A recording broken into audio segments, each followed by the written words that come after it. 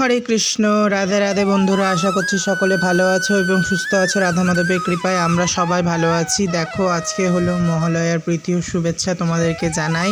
এটা মহালয়ার ভিডিও না, এটা বৃহস্পতিবারের ভিডিও। আজকে তোমাদের সাথে শেয়ার করছি। অনেক দিন বাদ আমি ভিডিও দিচ্ছি, আমি বুঝতে পারছি। দেখো, এখানে আমার মা লক্ষ্মীর ঘর বসানো হয়ে গেছে, আর একটু জায়গাটা চেঞ্জ করেছি। যারা আমার ভিডিও আগে থেকে দেখছো তারা জানো। আর এখানে আমার মহারানী, তুলসী মহারানীকেও আমি এনে এখানে রেখে দিয়েছি। এখানে দেখো, এবার আমি এখানে আরতি করা হয়ে গেছে, আমি তোমাদেরকে দর্শন ভিডিও দেখাচ্ছি। দেখো, এবার আমার রাধা মাধবের দর্শন করো, আমার মহাদেবের, আমার গোপেশ্বরের দর্শন করো।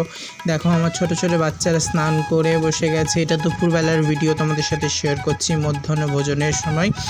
দেখো, এখানে আমার গুরুদেবকে দর্শন করলে, এই দেখো আমার রাধা মাধবকে দর্শন করো ভালো করে।